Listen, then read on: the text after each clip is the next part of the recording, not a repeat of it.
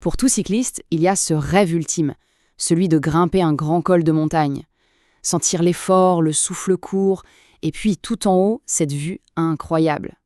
Eh bien, imaginez pouvoir vivre ça, mais sans le bruit, sans les odeurs de pots d'échappement, sans le danger des voitures. Juste la montagne et soi. En France, ce n'est pas un rêve, c'est une réalité, grâce à des événements vraiment uniques. Pensez-y une seconde. La route qui serpente devant, rien que pour soi. Le seul bruit, c'est celui de sa propre respiration, le petit cliquetis de la chaîne du vélo. On entend les oiseaux, le vent. C'est cette expérience pure, cette connexion totale avec la montagne qu'on va explorer ensemble aujourd'hui. Le contraste est saisissant, non?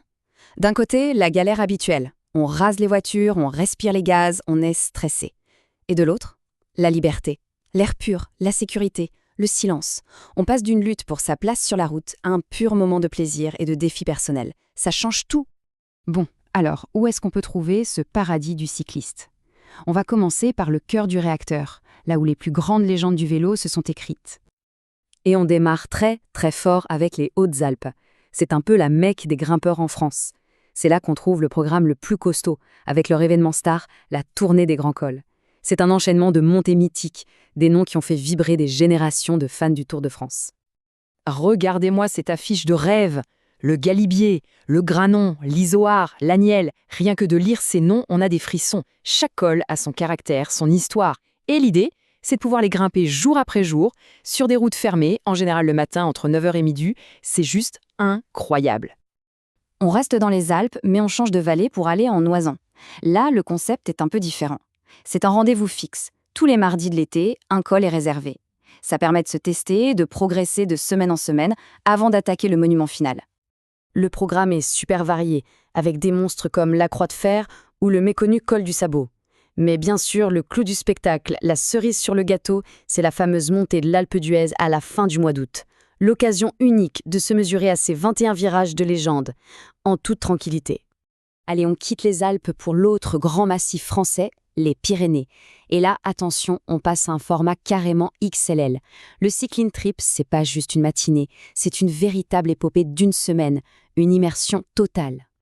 12, oui, 12, ce n'est pas une erreur. 12 cols mythiques sont réservés au vélo pendant 5 jours d'affilée. C'est juste énorme. On imagine à peine l'aventure que ça représente. C'est une chance folle de découvrir la beauté sauvage des Pyrénées col après col, sans la moindre voiture. Mais attention, il ne faudrait pas croire qu'il n'y a que les Alpes et les Pyrénées. Non, la bonne idée a fait des petits, et maintenant, plein d'autres régions magnifiques se sont lancées dans l'aventure. Allons voir quelques-unes de ces pépites. Du géant de Provence, le Mont Ventoux, au massif des Vosges, en passant par les paysages incroyables des Cévennes ou de la Haute-Savoie, l'offre est devenue super riche. Chaque région a son propre charme, ses propres défis.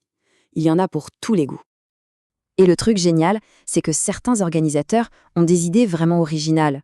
Tenez, dans les Cévennes, ils proposent ça, une montée en nocturne. Grimper un col à la fraîche sous les étoiles, l'ambiance doit être absolument magique, non? Et attention, ce n'est pas parce que ces régions sont parfois un peu moins connues qu'elles manquent de challenge, bien au contraire. On y trouve des ascensions terribles qui ont marqué l'histoire récente du cyclisme. La planche des Belles Filles dans les Vosges ou l'impitoyable col de Jouplan en Haute-Savoie, croyez-moi, ça pique les jambes. D'accord, là, normalement, tout le monde a très envie d'y aller. Mais concrètement, comment on se prépare? Passons aux quelques conseils pratiques qui sont indispensables pour que la journée soit parfaite. Alors, qu'est-ce qu'on met dans ses poches? 4 choses essentielles.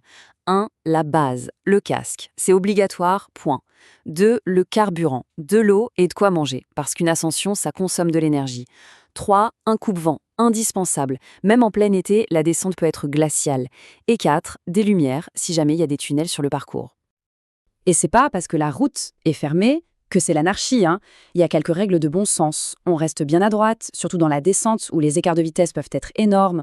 On est sympa, on se dit bonjour. Et bien sûr, on jette un œil à la météo avant de partir. C'est la montagne qui décide, toujours. On arrive maintenant au point le plus important. Ce qui fait que ces événements sont si différents, si spéciaux.